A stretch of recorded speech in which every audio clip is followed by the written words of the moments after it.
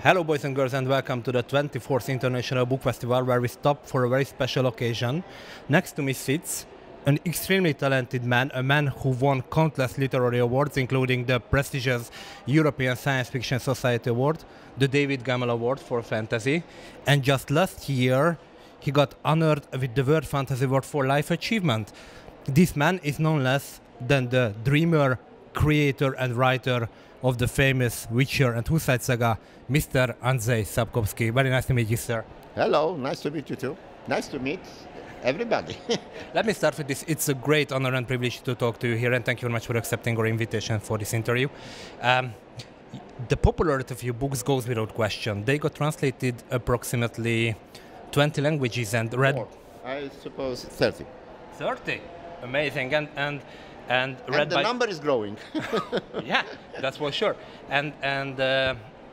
And actually read by millions. And to be honest, sir, I just caught up with these books, but I'm amazed how masterfully you pull us into this rustic world full of mysteries, secrets, pagan ritualism, and folkloristic superstitions. My question, sir, how did you come up with this amazing world? Well, well, that is one thing that is absolutely required. Mm-hmm. It is talent. If you have talent, the rest is not important. How is it based? It's a Slavic mythology? It's mostly based? No, not only, of course, also, but not only. I do not consider myself as a Slavic author. I consider myself as a citizen of the world. Mm-hmm. And really, I do not make a great difference between the La Fontaine or Brothers Grimm or the Slavic mythology or the mythology of the Indians of the 6 tribes. So for me, it's every material which helps me or on which I can base my storyline, everyone is good. Oh, it's great. And my question, there is Geralt and this whole Witcher profession. Where did it came from? Well, of course you remember the fairy tales, the generic fairy tales, when the poor shoemaker or poor cobbler comes into the city or into the castle or into the burg, and the castle or the city is haunted by some monster, and the king or the ruler gives an announcement: who will kill the monster, terrifying my city will become half a princess and a kingdom. No, the other way around. the princess and half of the kingdom, yes? Yeah. And so that's a generic, generic fairy tale. And hundreds come, knights and... Yes, and everybody's killed, and the poor cobbler... So, it is a fairy tale. What is the difference between fairy tale and the fantasy? Fantasy is real. So, if a poor cobbler comes and makes as a candidate to the princess, so the king says, go and make some shoes. Okay. No, because cobblers make shoes. So who will kill the monster? If really, it's a fantastic world. Imagine a fantastic world. Who do you approach if you want to get rid of the monster? Someone professional. Professionals, of course. So if there is a demand, there is a supply. So if the fantastic universe is terrified by monsters, there's demand for somebody who will get rid of the monsters, defend them, for professionals. And so that I said, okay, it must be a professional. Not the King Arthur, not the Percival, not some kind of a Don Quixote. No, professional, called professional. That's very true. I consider myself a big fantasy fan, thus I read many books of the genre. But I have to say, and your characters, and starting from Geralt as we are speaking, but I could say Yennefer, Ciri, Trish, Dandelion, and even the side characters like that robber turned monster hunted by the Brooks in the very first book, if you recall that, they are so much alive. They are not good, they are not bad, they are something between. How do you come up with these characters? Are they part of you?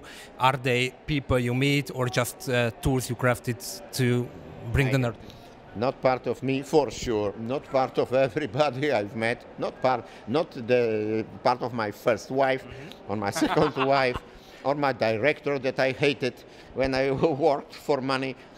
There are just the products. They appear on the line of storytelling. So please, for future things, for future interviews, every hero or part hero or the person appearing in my stories and books, every word they say, everything they do, serve the storyline, nothing more.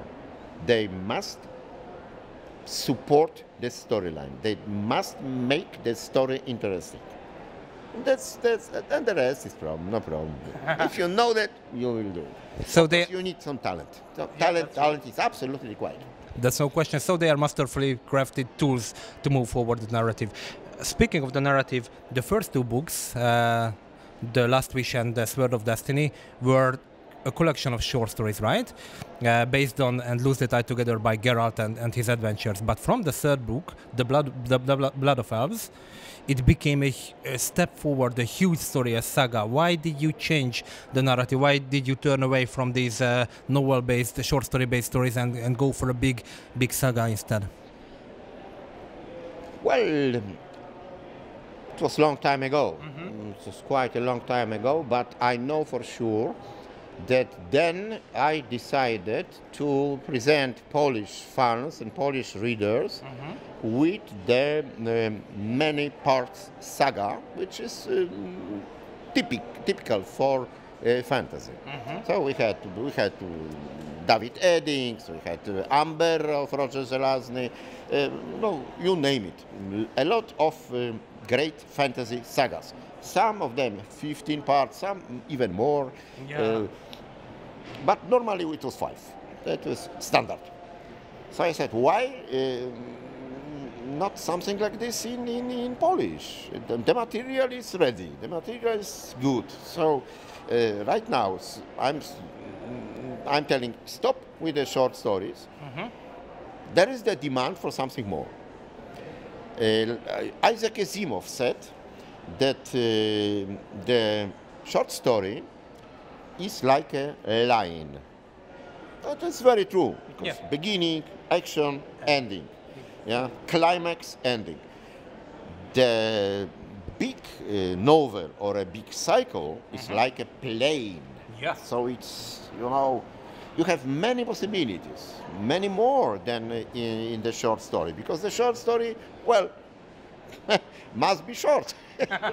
Otherwise, it's not a short story. It's a novella. It's a novella. The Anglo-Saxon, they divide short story, so many words. Novella, so many words. Novel, so many words. For me, it was simpler. Novel is big. We already established. I really love your novels, your characters, your stories. They are amazing. They make me cry. They make me laugh. They teach me valuable lessons. But how about you? Is there any character, any stories, any moment connected to this whole Witcher universe you love more than the rest? Any moments you remember sweetly and fondly? Well, that's the question you put to the father of 7 daughters, asking him among your 7 ugly daughters, which one do you like? So the one who puts salt in your soup. I cannot answer the question because for me, all the products of my imagination, and as I told you before, every of these persons, every activity, every word they say, every gesture they make, serve the storytelling. So they don't live their own lives. Oh, yeah. They have not my liking or disliking, because I know perfectly well that this one person must do in this moment this and this, and say this and this, and must, because it serves the storyline, the plot. I understand. The rest is silence. So my sympathies, antipathies, my viewpoint of the world have nothing to do with it. My former life, my former wife, and my son of a beach director, whom I hated and hate till today, have nothing to do with it. Nothing. Because they are not in the framework of the storytelling. As I see, you have total control. You are in great control when you write. So I don't want to dig into your trade secrets, but I'm curious, what is your method? How do you write? Silence everyone, close the doors, or just turn on some music which you love to listen to? And how do you write? How Mr. Sapkowski writes? Of course, I will not tell you my secrets because it will be like feeding the vipers, you know. So it's nothing like this. Sure, I don't have talent. So. I must tell you that maybe it will be sounds funny, but it's not. After finishing my work, and let's say theoretically that my novel has 7 chapters, yes? Okay. You must be sure that is the material for the 2 deleted, because they did not serve the plot. Okay. So what's most important is to shorten it. So as they ask the sculptor, you know, who sculpted the beautiful Venus, very voluptuous with the big tits and so on, and they ask him, how did you manage to sculpt such a beautiful sculpture?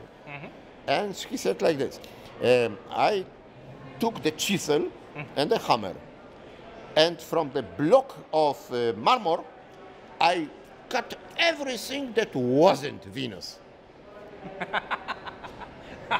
And that sounds correct. Yes, Because and believe me, writing is the same. You just cut everything that is not the book. Yeah. Just everything. Of course, this is an operation which can be compared only on performing a circumcision of your with a very dull and rusty razor. As we talked about it before the interview, there is a final book so far called The Lady of the Lake, if I'm not wrong, which yet to be translated to Hungarian, so I obviously don't know what is it about. I will wait for the Hungarian translation. But still, I have to ask, what's next for Andrzej Sapkowski? What's your plan for the future about in general, or about Geralt or the Witcher universe?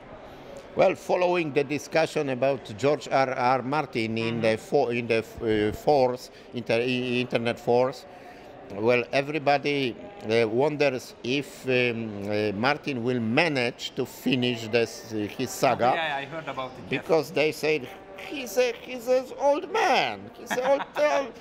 Well, I am old man too, because it happens that me and George R.R. Martin were born in the same year, 1948. So I also wonder if I will survive and live so long to write something more. Now, maybe there is a grain of truth in the saying that the writer must be poor and dying from hunger. Because then he will write. And if the writer, like me, is rich, no motivation satisfied, beer, food, traveling across the world, so what is my motivation? Yeah, that's true. Nothing. What can I gain with the next book? More money? I have money enough. Maybe the need to write, or it was enough. Oh, of course, I was joking, of course. I am a professional. You are. And as a professional, I know perfectly well that I cannot disappoint my fans. I cannot disappoint them. So if they wait for a new book, they will have it. My work. As a German say, dafür stehe ich mit meinem Namen. I would love to thank you for your kind answers. It was a real pleasure. It was a pleasure for me.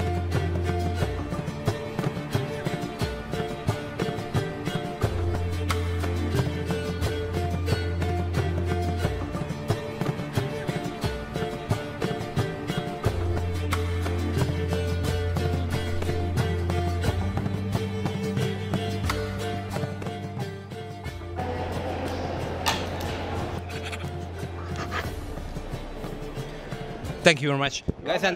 Guys and girls, the new book is out today in Hungarian. Buy it, read it. You won't regret it. By the pen of the great Andrzej Sapkowski. Thank you very much, sir, again, for the interview. Thank you, guys. Thank you.